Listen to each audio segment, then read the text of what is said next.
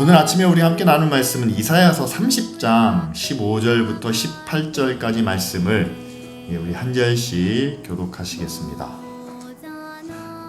주 이스라엘의 거룩하신 하나님께서 이렇게 말씀하신다. 너희는 회개하고 마음을 평안하게 하여야 구원을 받을 것이며 잠잠하고 신뢰하여야 힘을 얻을 것이다. 그러나 너희는 그렇게 하기를 바라지 않았다. 오히려 너희는 이렇게 말하였다. 그렇게 하지 않겠습니다. 우리는 차라리 말을 타고 도망가겠습니다.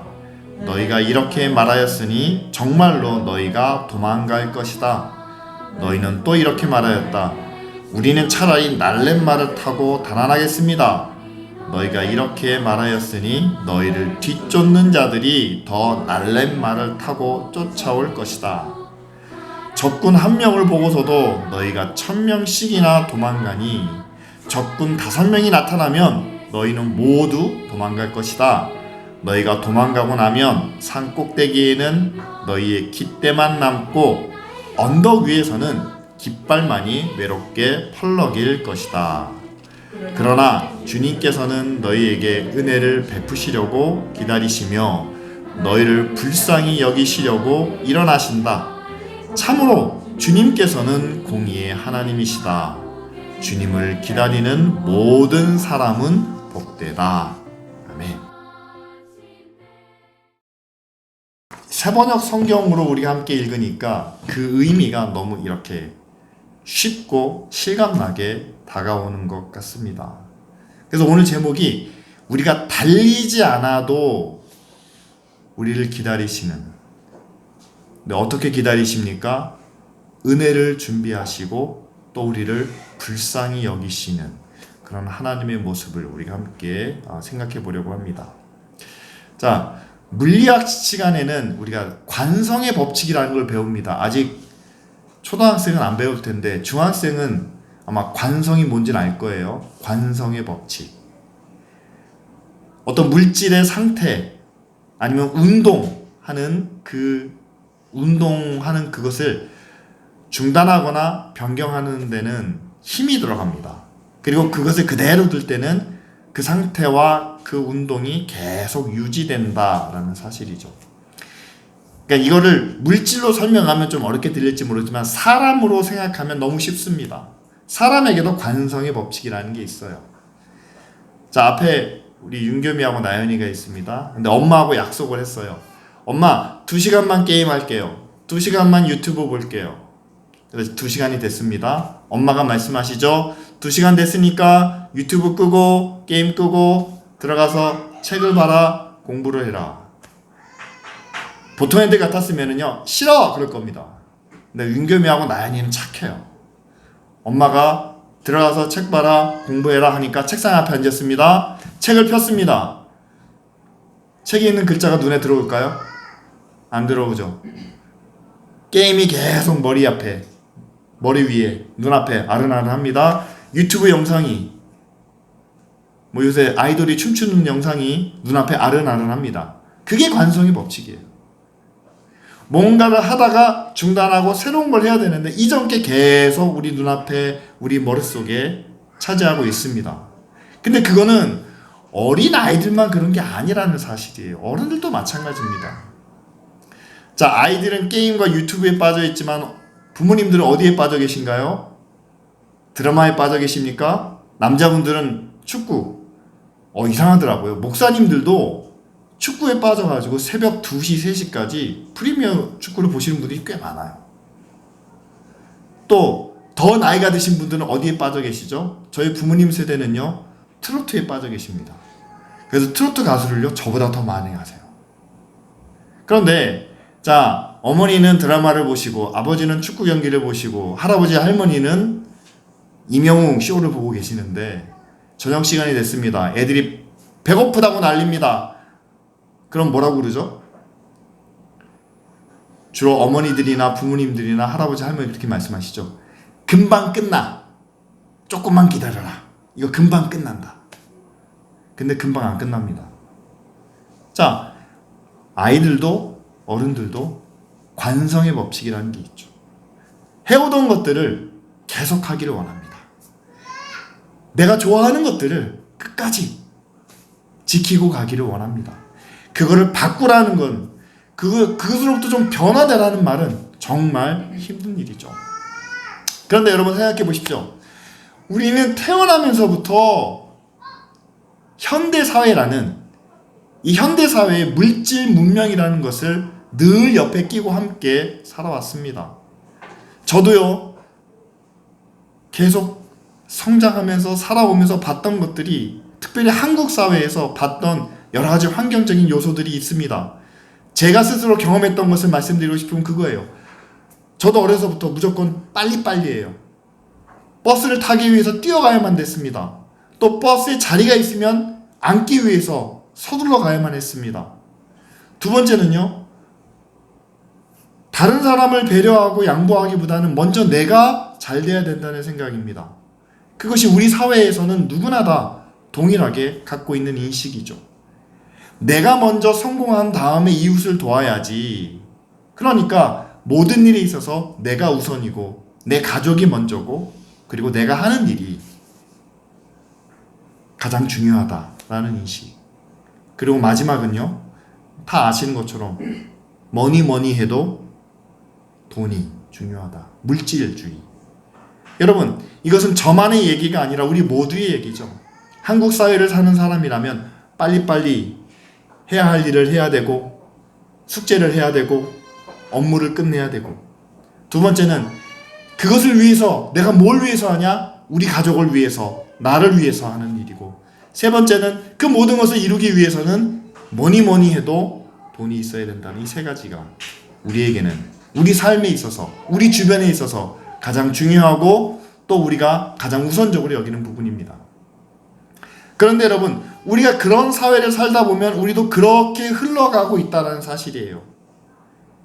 목사인 저도 주변의 모든 사람들이 다 그렇게 가니까 다 그렇게 우리도 흘러가고 있습니다.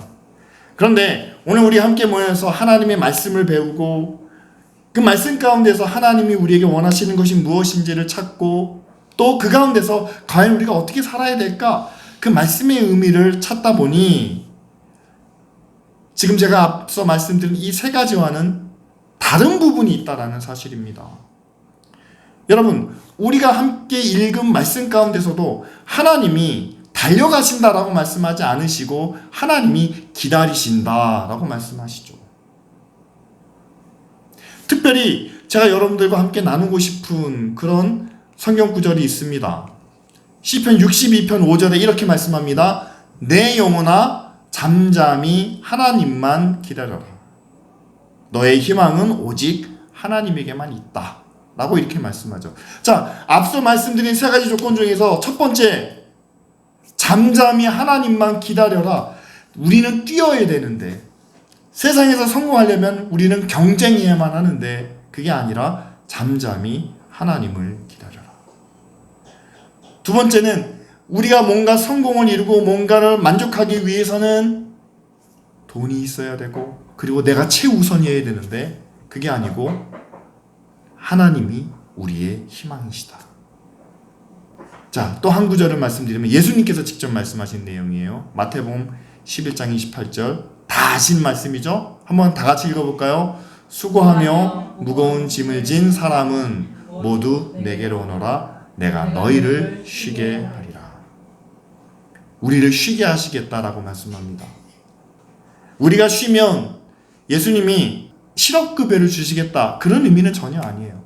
너무 바쁘게 사는데, 너무 치열하게 사는데, 그렇게 달리고 경쟁하는 그런 곳에서 너희는 쉼이 필요하고, 너희는 안식이 필요하고, 무거운 짐을 내려놓는 그런 평안이 필요하다라고 말씀하시는 거죠. 그런데 지금까지 그 짐을 메고 달리기를 계속 해왔던 사람, 이 사람들은요, 관성의 법칙에 따라서 그 짐을 내려놓는 것도, 또 편안히 쉬는 것도 쉽지 않다라는 사실입니다. 얼마나 쉬는 게 쉽지 않은지 여러분, 오늘 우리가 이사야서 30장 말씀을 가지고 함께 나누려고 해요. 자, 잘 아시겠지만 이사야서 30장의 상황은 이렇습니다. 지금 아수르가 북이스라엘을 멸망시키고 이제 유다까지 쳐들어오는 상황입니다.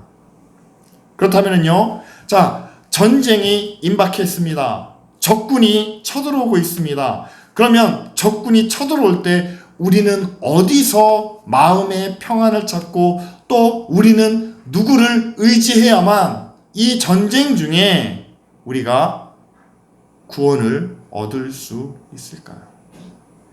그건 당연한 겁니다. 전쟁 중에 우리가 마음의 평안을 찾기 위해서는요, 강한 군사력이 있습니다. 누가 쳐들어와도 우리는 끄떡 없습니다. 라는 강한 힘과 군사력이 있으면 마음이 편안할 수 있겠죠. 아니면 다윗과 같은 임금, 그러니까 이스라엘 백성들이 다윗을 좋아하는 이유가 그겁니다. 다윗이 골리앗을 이겼잖아요. 그런 지도자, 그런 장군이 우리와 함께 한다면, 그 장군이 우리 앞에서 싸운다면 우리도 골리앗처럼 그런 막강한 아수르를 물리칠 수 있지 않겠느냐. 그런 지도자를 원했다는 사실이죠. 그런 사람이라면 우리가 신뢰할 수 있고 우리가 따를 수 있겠습니다. 그런데 오늘 여러분 30장 15절 말씀에 나타나는 선지자의 또한 하나님의 말씀은 그렇지 않습니다. 뭐라고 말씀합니까? 너희는 회개하고 마음을 편안하게 하여야 구원을 받을 것이며 잠잠하고 신뢰하여야 힘을 얻을 것이다 라고 말씀하시는 거죠. 자, 순서가 바뀌었어요. 구원의 확신이 있어야 마음이 편해지지 않겠습니까? 그래야 하나님이 구원하신다는 약속이 분명해야 우리가 우리의 잘못을 뉘우치며 회개하지 않겠습니까? 그게 우리의 생각이죠. 근데 하나님께서는 그렇게 말씀하시지 않은 거예요. 회개하고 마음을 편안하게 하면 너희가 구원을 받는다. 아수르의 공격으로부터 구원을 받는다. 두 번째는 잠잠하고 신뢰하면 너희는 힘을 얻을 것이다 라고 말씀하시는 거죠. 자, 여호와 하나님을 믿고 따랐던 이스라엘 백성들이 이 선지자의 말을, 이 하나님의 음성을 듣고 어떻게 반응했을까요? 뒤에 나오지 않습니까? 그러나 너희는 그렇게 하지 않았다. 어떻게 했습니까? 백성들의 이야기가 이렇습니다. 우리는 그렇게 하지 않겠습니다. 우리는 차라리 말을 타고 도망가겠습니다 라고 말하는 거죠. 말을 타고 도망간다는 얘기는 약간 비유적인 얘기입니다. 아수르가 쳐들어오니까 아수르를 피해서 누구 뒤에 숨겠다는 겁니까? 애굽의 바로 뒤에 숨겠다라는 얘기죠. 그러니까 애굽의 바로가 그 말이에요. 우리는 날랜 말을 타고 달아나겠습니다. 애굽 뒤에 숨으면 아수르도 어떻게 못할 거 아닐까요? 우리는 애굽에게로 가겠습니다. 실제로 그들이 애굽과 동맹을 맺었습니다. 힘에는 힘으로, 권력은 권력으로, 군사는 군사로 그렇게 문제를 해결해 보겠다, 피해 보겠다 라고 결단한 거죠. 그런데 다시 한번 선지자가 말씀합니다. 하나님께서 이렇게 얘기하시는 거죠. 내가 이렇게 말하였으니 너희를 뒤쫓는 자들이 더 날랜 말을 타고 쫓아올 것이다 라고 말씀합니다. 자, 이스라엘 백성들은요, 멀리서 쳐들어온 아수르보다 가까이 바로 옆에 있는 애굽이 훨씬 더 강하고 빠르고 힘이 있을 것이라고 생각을 했습니다. 하지만 결과적으로 어떻게 됐나요? 하나님이 말씀하시죠. 더 날랜 말을 가지고 너희를 쫓아온다. 더 강한 힘과 권력을 가지고 너희들을 억압하고 너희들을 고통스럽게 할 것이다. 실제로요, 여러분, 아수르가 애굽을 무찌릅니다. 그리고 이 유다는요, 그들이 애굽과 동맹을 맺었다는 것 때문에 그들은 더 큰 시련과 고난을 겪게 되었다는 사실이죠. 저는 여기서 여러분들과 함께 나누고 싶은 이야기는 이겁니다. 여러분, 인지상정이에요. 힘은 힘으로 해결하려고 하고 권력은 권력으로 해결하려고 하고 돈은 돈으로 해결하려고 하는 것이 누구에게나 똑같은 생각입니다. 재정적으로 어려우니까 더 부자인 사람에게 찾아가서, 아니면 그 사람을 통해서 뭔가 얻으려고 하는 것. 내가 약하니까 강한 사람에게 뭔가 보호를 받으려고 하는 것. 세상의 모든 이치가 그렇게 돌아갈 때 하나님께서는 우리에게 말씀하십니다. 우리가 달려가지 않아도 하나님은 우리를 기다려 주신다라고 말씀하시죠. 힘을 힘으로 해결하고, 권력을 권력으로 해결하고, 돈을 돈으로 해결하려고 하는데, 여러분 어떤 상황이 벌어지냐면요, 적군 한 명이 우리에게 쳐들어오는데 사람들이 다 깜짝 놀라가지고 1000명이나 도망가는 일이 생기게 됩니다.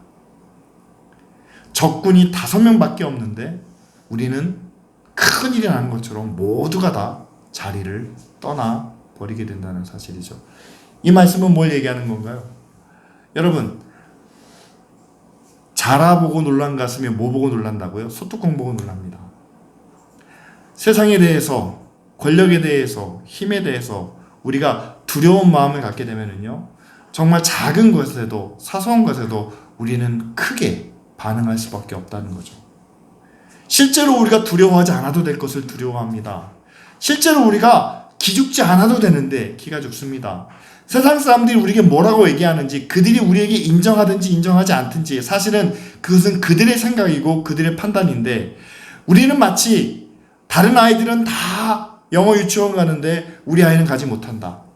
다른 학생들은 다 학원에 가고 과외를 받는데 우리는 받지 못한다.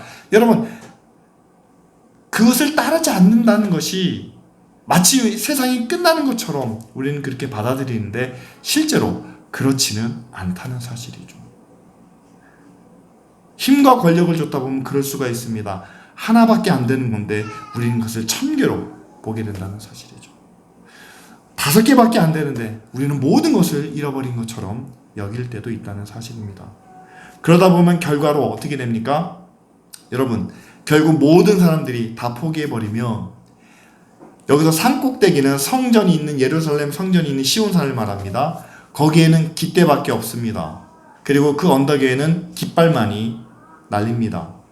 다시 말하면 깃대와 깃발은 상징과 의미죠. 실체가 없는 겁니다. 실물이 없는 거예요. 하나님이라는 이름은 있는데 하나님이 그곳에 계시지 않는 겁니다. 여호와를 위한 제사를 드린다고 이름은 붙였는데 정말로 우리의 죄를 회개하고 뉘우치는, 돌아서는 역사가 나타나지 않는다는 사실이죠. 형식과 표시는 하고 있지만 실체가 사라져버린 그런 예루살렘의 모습을 우리에게 보여주고 계시는 거죠. 달리다 보면 그럴 수 있다는 겁니다. 하염없이 뛰다 보면, 경쟁하다 보면, 사람들이 하는 얘기를 듣고 나는 그러지 말아야지, 사람들의 말과 사람들의 의견만 쫓다 보면 우리는 실체를 잃어버리고 그저 이름만, 의미만 바라보게 된다는 사실이죠. 그런 이스라엘 백성들에게 주시는 말씀이 우리가 마지막으로 읽은 18절 말씀입니다. 18절 말씀에 보면, 여러분, 앞서 이스라엘 백성들이 달리겠다, 도망가겠다 라고 말씀하지 않습니까? 그런데 여기선 반대로 우리 주님은 우리를 기다리신다 라고 말씀합니다. 그 자리를 지키고 계시겠다는 사실이죠. 우리에게 달려오라고 말씀하시지 않았습니다. 앞서 읽은 시편 말씀에도 잠잠히 여호와를 바라라 라고 말씀하지 않습니까? 그런데 오늘 18절 말씀에도 우리에게 은혜를 베푸시려고 주님은 우리를 기다리시고, 뿐만 아니라 달리다가 지쳐있는 낙심한 우리를 불쌍히 여기시려고 하나님이 직접 일어나신다라고 말씀하고 있습니다. 여러분, 하나님이 우리에게 베푸시는 은혜는요, 우리가 경쟁하고 달려나가서 쟁취하는 은혜가 아니라는 사실을 꼭 기억하시길 바랍니다. 세상에서의 행복을 위해서는요, 우리가 싸워서 경쟁을 뚫고 이겨서 얻어야 하는 행복이 분명히 있습니다. 하지만 우리가 하나님께 얻은 은혜는, 하나님으로부터 받는 은혜는 그런 경쟁을 통한 것이 아니라 우리를 기다리시는 하나님을 바라보고 우리를 불쌍히 여기셔서 그 자리에서 일어나시는 하나님 앞에 우리가 서기만 하면 된다는 사실이죠. 그럼 하나님이 계신 곳까지 우리는 달려가야 되지 않겠습니까? 여러분, 하나님이 어디에 계시겠습니까? 하나님이 저 멀리에 계신다고 생각하시면 여러분, 그 하나님이 계신 곳까지 우리가 달려가야 되지 않을까요? 그런데 여러분, 하나님은 어디나 계시는 분이죠. 누구하고나 함께 하시는 분입니다. 하나님을 향해서는 우리가 달려갈 필요가 없습니다. 왜냐하면 하나님은 지금 이 자리에 나와 함께 계시기 때문이죠. 우리가 달려간다는 이유는 하나님을 구하는 것이 아닐 수 있다는 사실입니다. 잠언 28장에 이런 말씀이 있어요. 악인은 누가 쫓아오지 않아도 도망치지만 그러나 의인은 사자와 같이 담대하다라고 말합니다. 달려가는 사람이 누굽니까? 악인이라고 이야기해요. 왜 달려갈까요? 도망치는 모습이죠. 도망치는 모습입니다. 이스라엘 백성들도 아수르를 피해 애굽으로 도망치려고 했습니다. 날랜 말을 타고 도망치면 무사할 것이라고 생각했습니다. 여러분, 우리도 뭔가 도망치기 위해서 달리고 있지 않습니까? 가난을 피해 도망치라고 열심히 일하고 있지 않습니까? 사람들이 나를 무시하는 것을, 무시와 뭔가 사람들이 나를 우습게 여기는 것으로부터 우리가 도망치기 위해서, 인정받기 위해서 열심히 뛰고 달리고 있지는 않습니까? 다른 사람들은 다 뭔가 하나씩 자랑하고 뭔가를 내세우는데 나는 아무것도 없는 것 같으니까 부끄러워서 우리도 도망치듯이 뭔가 하나를 잡고 매달리며 그것을 얻기 위해서 애쓰고 있지는 않습니까? 여러분, 도망치다 보면 우리는 하나님을 잃어버리게 된다는 사실이죠. 우리가 뭔가를 위해서 열심히 뛰는, 열심히 노력하고 애쓰는 모습이 필요합니다. 그런데 그것이 결코 가난이나 무시나 모욕이나 부끄러움으로부터 도망치기 위한 다름질은 아니어야 한다는 사실이죠. 따라서 여러분, 우리가 달리고 있을 때 내가 무엇을 위해서 달리고 있는지 꼭 돌아보는 그런 시간이 필요합니다. 하나님은 우리를 기다리고 계시는데 우리를 기다리시는 그 하나님 앞에 서기 위해서, 그 하나님이 기뻐하시는 일을 하기 위해서, 그 하나님이 영광 받으시는 일을 하기 위해서 나는 하나님과 함께 걸어갑니다. 나는 하나님과 함께 달려갑니다. 분명한 목적이 있고 방향이 있고 또한 그것을 통해서 얻고자 하는 그런 하나님의 뜻이 있다면 우리는 달려가면서도 지치거나 낙심하지 않겠죠. 하지만 앞서 말한 것처럼 세상 사람들이 모두가 다 이야기하는 것처럼 내일 일을 걱정하며 달려가는 일은, 지금 당장 우리의 문제를 해결하기 위해서 달려가는 일은, 그리고 누구에게나 인정받고 싶은 마음에 달려가는 일은, 여러분, 과연 그 방향과 그 목적이 합당한지 잠시 하나님 앞에 묻고 달려가는 일을 멈추고 잠잠히 하나님을 바라며 하나님을 바라보는 그런 시간이 우리에게 필요하지 않겠습니까? 무조건 달려가야 한다는 그런 세상의 관성으로부터 우리가 벗어날 수 있기를 바랍니다.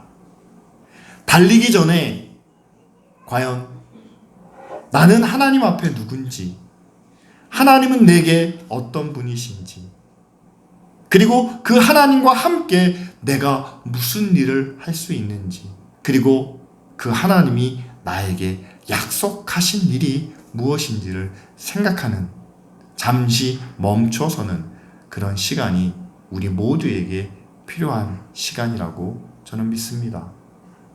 여러분,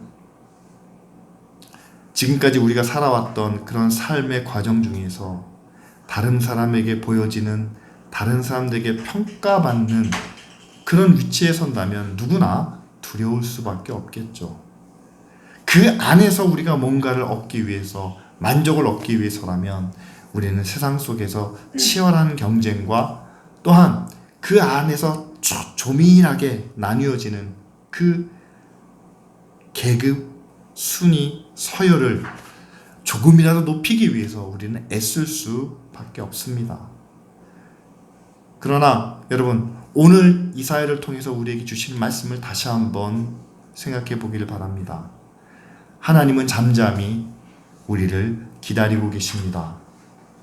우리에게 주기로 약속하신 그 은혜를, 또한 하나님이 계획하신 선한 일들을 우리에게 나타내시기 위해서죠. 그리고 우리를 불쌍히 여기시는 마음에 직접 일어나서 우리를 맞이해 주고 계십니다. 여러분, 그 하나님을 만나기 위해서 우리가 일주일의 삶은 열심히 달려왔다면, 여러분, 주일 아침 우리가 하나님 앞에 서는 이 시간만큼은 우리의 달리는 모습을 잠시 멈추고 하나님과 나를 바라볼 수 있는 그런 정적인 시간, 잠잠히 하나님만을 바라는 그런 시간이 우리에게 필요하지 않을까요? 몸은 여기에 앉아있지만 마음은 계속해서 달리고 계시는지 모릅니다. 내일 무슨 일을 해야 되는데, 예배 끝나고 어떻게 가야 되는데, 또 이후에 일어날 모든 일에 대해서 걱정하며 근심하는 그런 마음이 항상 우리 안에는 자리 잡고 있죠. 그러나 오늘 말씀이 우리에게 주는 약속은 그렇습니다. 하나님을 잠잠히 바랄 때, 그분이 약속하시는 은혜를 잠잠히 기다릴 때 하나님은 우리에게 복을 주시고 또한 우리에게 약속하신 그 모든 것들을 이루어 주신다라고 말씀을 하죠. 오늘 우리가 이 말씀을 가지고 다시 한번 우리 스스로를 돌아볼 수 있기를 원합니다. 어찌만 우리는 이 달리기에 지쳐있는 상황일 수 있습니다. 특별히 한국 사회가 그렇죠. 치열한 경쟁 때문에, 남들과의 비교의식 때문에 우리는 마음이 병들고 또한 육신까지도 병들어 있는지 모릅니다. 하지만 오늘 우리에게 약속하신 하나님의 은혜는 달리기에서 1등한 사람만 받는 것도 아니고, 학교에서 1등한 성적이 우수한 사람들에게만 주는 것도 아니고, 세상에서 성공한 사람들에게만 주는 은혜는 결코 아닙니다. 오히려 그런 치열한 경쟁을 통해서가 아니라 그런 경쟁 가운데서도 잠시 멈춰서서 하나님과 나와의 관계를, 나의 하나님이신 하나님을 바라보며 나의 구원자이신 그분의 뜻을 헤아릴 수 있는 잠시 멈춰선 그 사람에게 하나님은 은혜를 베푸시고 또한 하나님은 선한 계획을 이루어 주실 줄 믿습니다. 따라서 이 시간 우리 함께 기도하기를 원하는 것은 하나님을 향하여 잠시 멈춰서는 마음과 생각을 우리에게 허락하여 주시옵소서. 방향 없이, 목표 없이 많은 사람들이 나아가는 그 길로 다름질하는 것이 아니라 우리는 분명한 목표와 길을 바라보며 하나님과 함께 걸어갈 수 있는, 주님과 함께 걸어가도 우리는 행복할 수 있고 만족할 수 있다는 그런 믿음의 선택을 내릴 수 있는 우리 모두가 되도록 이 시간 우리 함께 기도하시겠습니다.